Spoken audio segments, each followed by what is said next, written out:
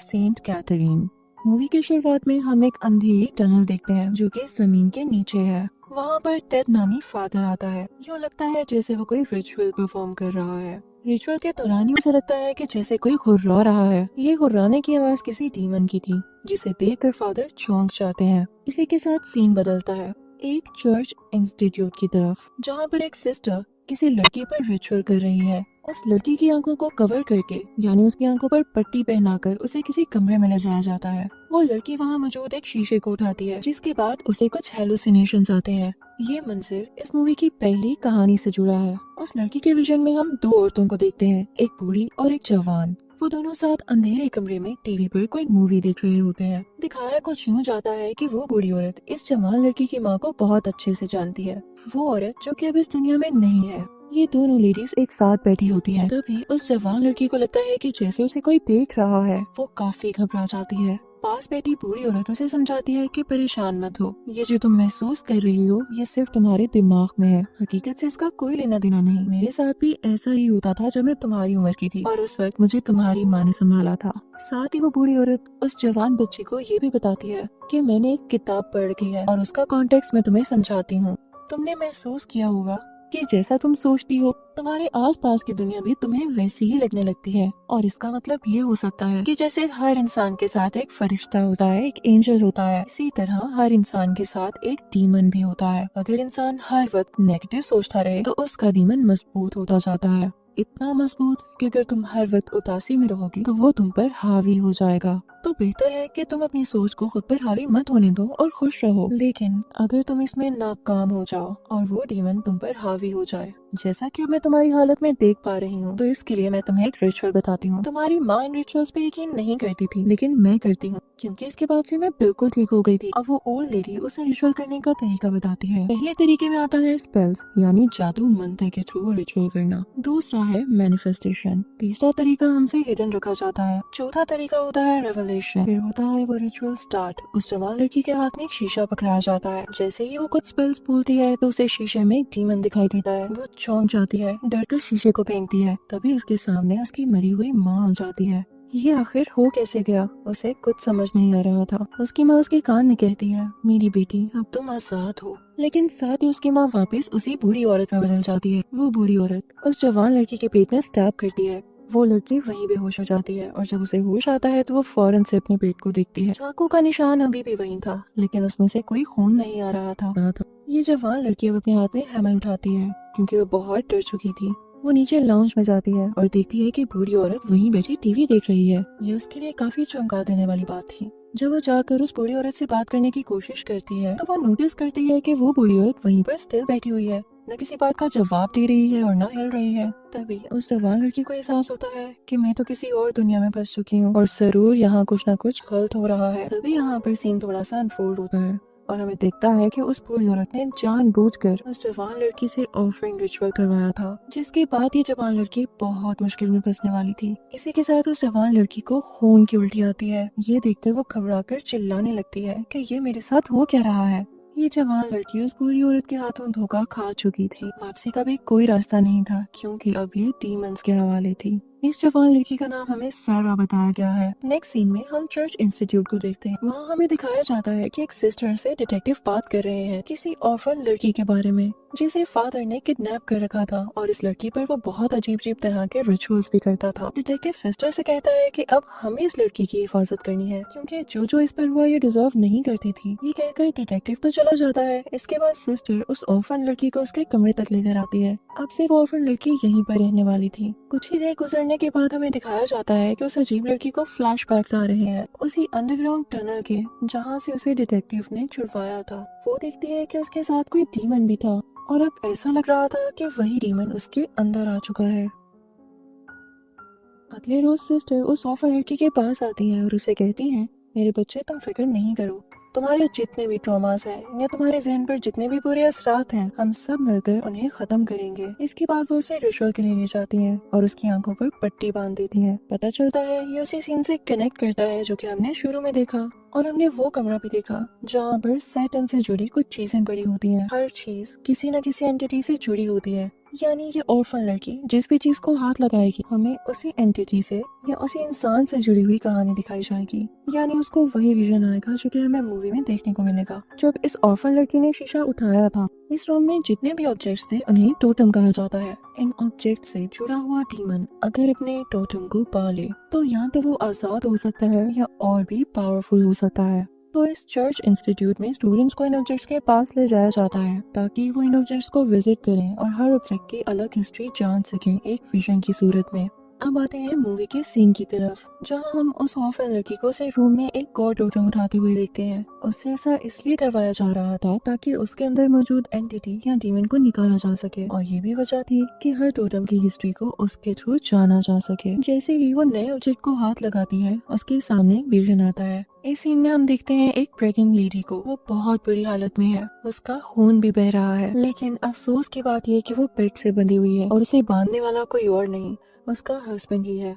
वो दर्द से किरा रही है और पानी मांग रही है। वो आदमी जिसने उसे बांध रखा है उसे पानी पिलाता है, लेकिन साथ ही उसे मारने की कोशिश करता है। वो लड़की इतनी आसानी से हार मानने वाली नहीं थी। वो उस आदमी को किक करती है और आहिस्ता आहिस्ता वहाँ से रेंग रेंग कर बाहर आने की कोशिश करने लगती है, पर वो आदमी अभी भी जिंदा था। यही हम देखते हैं कि उस लड़की का बेबी भी इस दुनिया में आ चुका है। वो जालिम शख्स जिसने उसे बांध रखा था वो उस बच्चे की जिंदगी ले लेता है। यहाँ पर हमें एक ट्रूथ पता चलता है कि ये औरत किसी और के बच्चे को नहीं बल्कि शैतान के बच्चे को दुनिया में लाई है, लेकिन वो आदमी हर बार इस सैतानिक बच्चे को मार देता। तभी हम देखते हैं कि वो लेडी दोबारा से माँ बनने वाली है। इसी के साथ हम एक अजीब और गरीब शक्ल वाले डेविल को देखते हैं। वो डेविल आकर उस आदमी को जो कि उस लेडी का हस्बैंड है उसे ऑर्डर देता है कि अब जो आने वाला बेबी है तुम उसे अपने खून से बैप्टाइज करोगे। ये सुनते ही वो आदमी शायद पॉसेस हो गया था। वो अपना गला काट लेता है, हर तरफ खून ही खून होता है। फिर इस दुनिया में आता है सैटन का एक और बच्चा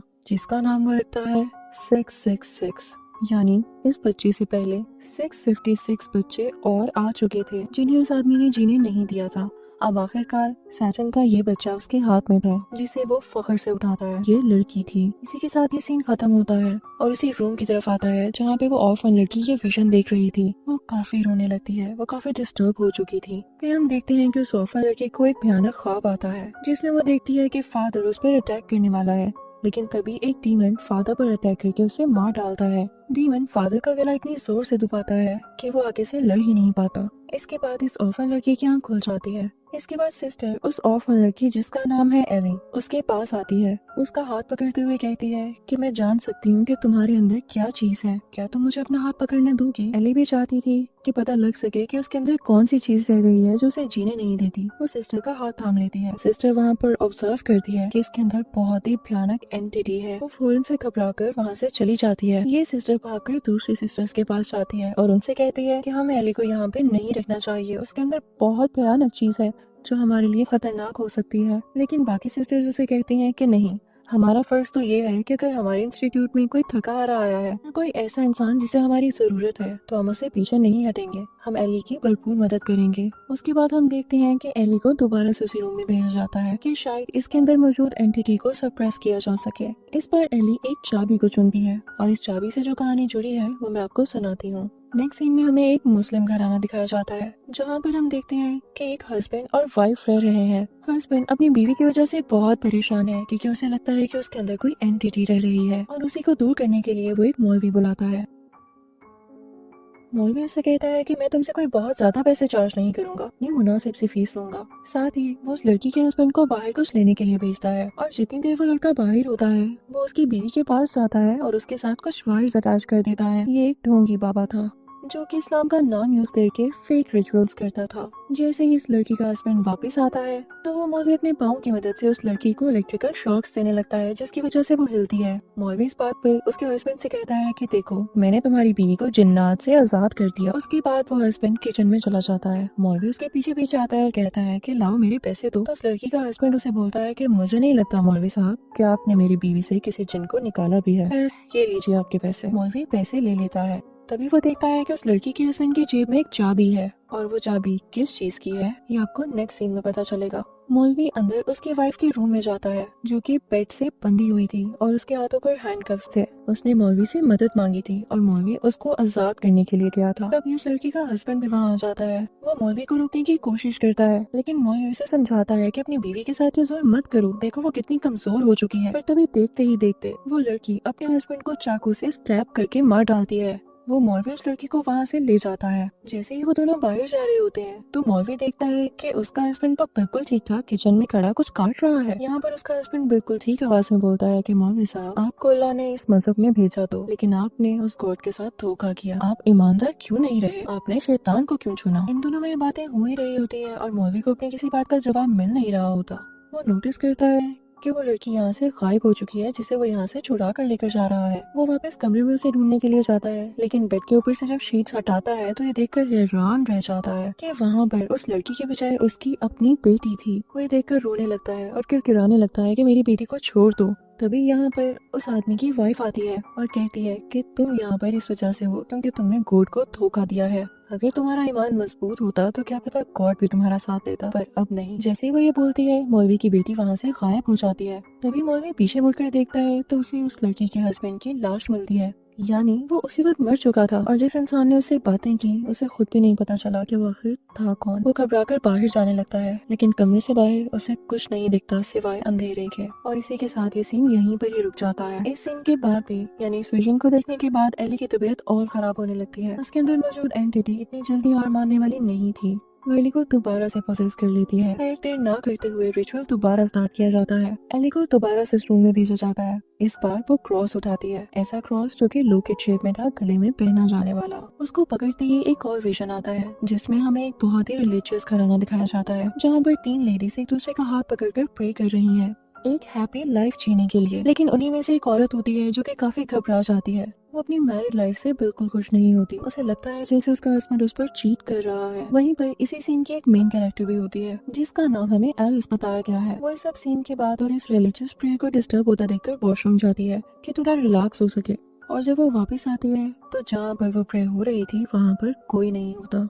उसी लाउंज में बेबी मॉनिटर पड़ा होता है जो कि एलिस ने अपनी बच्ची पर नजर रखने के लिए यहाँ रखा हुआ था। उसे उस मॉनिटर में से आवाजें आती हैं उसी कम्युनिटी लीडर की जो कि प्रेयर करवा रही थी। लेकिन जब वो अपनी बेबी के रूम में जाती है तो वहाँ पर कोई भी नहीं होता, पर मॉनिटर से अभी भी आवाजें आ रही थी। वो घबरा जाती है और पूरे घर में अपनी बेटी को ढूंढने लगती है पर वो उसे नहीं दिखाई देती। इसका क्या मतलब था? क्या वो किसी और डायमेंशन में थी या उसकी आंखों के आगे कोई पर्दा था जो उसे कुछ भी दिखाई नहीं दे रहा था? वो जैसे ही भागते भागते लाउंज में आती है तो वहाँ पर वो उन्हीं 4 लेडीज को पाती है जो उसे बहुत सीरियस होकर पूछते हैं कि एलिस, तुम अपनी जिंदगी में जो भी करती आ रही हो उसको मान लो, उसका इतराफ कर लो। यहाँ पर एलिस घबराकर बोलने लगती है, मैं अपने हस्बैंड को बिल्कुल भी टाइम नहीं देती और मैं एक अच्छी माँ भी नहीं हूँ। पर वो सब उसे कहती हैं कि हमें ये नहीं सुनना, हमें असल बात बताओ जो तुम इस जिंदगी में करती आ रही हो। पर तभी उन लेडीज में से एक लेडी उसके पास आती है। वो उसे उसका क्रॉस लॉकेट दिखाती है और बोलती है कि देखो, तुम्हारा ये लॉकेट किसी और आदमी के पास से मिला है जो कि तुम्हारा शोहर नहीं है। इससे जो भी जाहिर होता है तुम उस चीज को कन्फेस कर लो। तब यहाँ पर एलिस मानती है कि हाँ,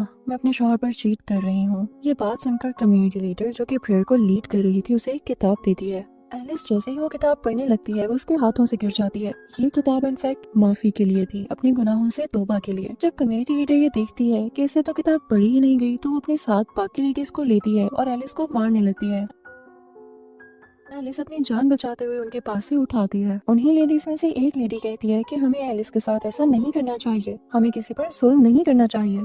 वो घबराकर पुलिस को कॉल करने लगती है लेकिन कम्युनिटी लीडर उसे हिट करके उसे बेहोश कर देती है। उसके बाद बाकी बची जाने वाली तीनों लेडीज एलिस के रूम में जाती हैं। कम्युनिटी लीडर के हाथ में बहुत बड़ा चाकू होता है। जैसे ही वो जाती है तो देखती है कि एलिस ने अपने ऊपर चादर ओढ़ रखी है। वो चादर हटाती है कि वो एलिस पर अटैक करके उसे समझा सके, लेकिन यहाँ तो काम उल्टा ही हो जाता है। एलिस पोसेस्ड होती है, उसकी आंखें बिल्कुल सफेद और उसका चेहरा किसी डीमन से कम नहीं लग रहा था। ये देखकर वो घबरा जाती है और इसी के साथ ये वाला सीन भी यहीं रुक जाता है। इस सीन से एली इतनी परेशान नहीं थी, पर जैसे ही वो अपनी आंखों से पट्टी हटाती है तो वो महसूस करती है कि उसकी आंखें उसके साथ है ही नहीं।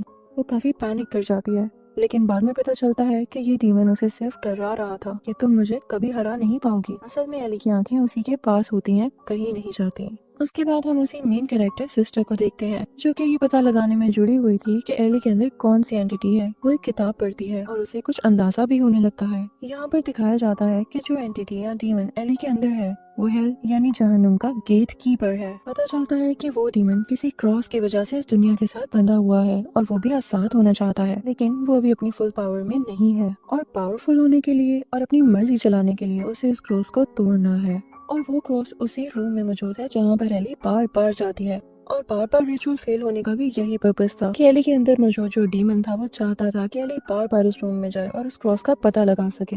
ये सब कुछ जानने के बाद वो सिस्टर पैनिक कर जाती है, लेकिन बाकी सिस्टर्स उसे समझाती हैं कि अब हम बहुत आगे आ चुके हैं, अब पीछे मत मुड़ना। इसी के साथ वो एली को दोबारा उस रूम में भेजती है। अब की बार एली उस रूम में से एक पट्टी को उठाती है जिस पर बहुत सा खून लगा था और अब एक और विजन स्टार्ट हो जाता है एक नई कहानी के साथ। अब हम यहाँ पर एक फैमिली को देखते हैं जिसमें 4 लोग हैं, एक मियाँ बीवी और उनका एक बेटा और एक बेटी। उनकी बेटी पोजेस्ड होती है जिसको इन्होंने कमरे में बांध रखा होता है। ये लोग एक प्रीस्ट को बुलाते हैं ताकि अपनी बेटी को दिखा सके। हस्बैंड को तो प्रीस्ट पर जरा यकीन नहीं होता, लेकिन उसकी वाइफ उसे समझाती है और प्रीस्ट को वो निशान दिखाने लगती है जो कि उसकी बेटी के अटैक की वजह से उसके बेटे पर पड़े। वो लेडी प्रीस्ट से कहती है कि प्लीज एक बार मेरी बेटी को देख लीजिए। प्रीस्ट उस बच्ची के रूम में जाता है तो देखता है कि किसी कपड़े से उस बच्ची के हाथों को बांधा गया है। वो वहाँ पर जाकर मोबाइल से कुछ स्पेल सर्च करता है और उस पर एक्सॉर्सिज्म रिचुअल परफॉर्म करने लगता है। ये बात काफी अजीब थी क्योंकि अगर वो सच वाला प्रीस्ट था तो उसे मोबाइल से सर्च करने की क्या जरूरत थी। खैर उसके बाद वो उस लेडी से कहता है कि आपकी बेटी में कोई मसला नहीं है, ये बिल्कुल ठीक है,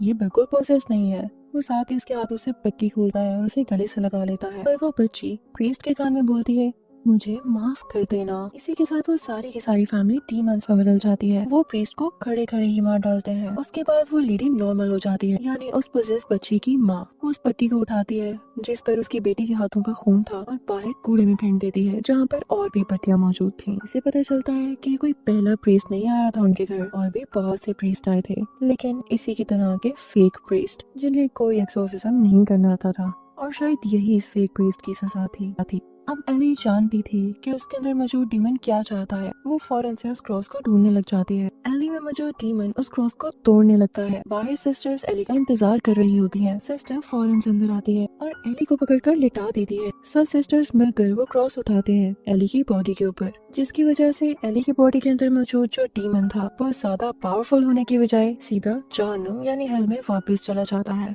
यानी एली की बॉडी में अब कोई डीमन नहीं था। मूवी के एंड में हम देखते हैं कि एली बिल्कुल एक नॉर्मल बच्ची बन चुकी है और वो बहुत खुश है। हमें ये भी पता चलता है कि एली की एक आंट जिंदा है जिनके पास वो रहने जा रही है। वो सिस्टर को बहुत अच्छे से थैंक्स बोलती है और गले मिलकर अलविदा कहती है। इसी के साथ मूवी का एंड हो जाता है। यहाँ पर मैं आपको इस कहानी का कॉन्टेक्स्ट बता दूं। जैसे कहानी के शुरू में मैंने बताया कि हर इंसान के साथ कुछ बुरी चीजें भी होती हैं और कुछ अच्छी भी। इंसान सारी जिंदगी जो काम करता रहता है वो वैसा ही बनता जाता है। उसके साथ का डीमन और स्ट्रॉन्ग होता जाता है जो कि उसे वो काम करने पर फोर्स करता रहता है। पर ऐसे कामों का अंजाम अच्छा नहीं होता। जैसे हर स्टोरी में आपने देखा कि फेक मौलवी हो या प्रीस्ट हो या कोई और इंसान भी जो भी अपने प्रोफेशन के साथ बेईमानी करता है उसका एंड कभी भी अच्छा नहीं होता। आई होप आपको इस मूवी से बहुत अच्छा लेसन मिला होगा।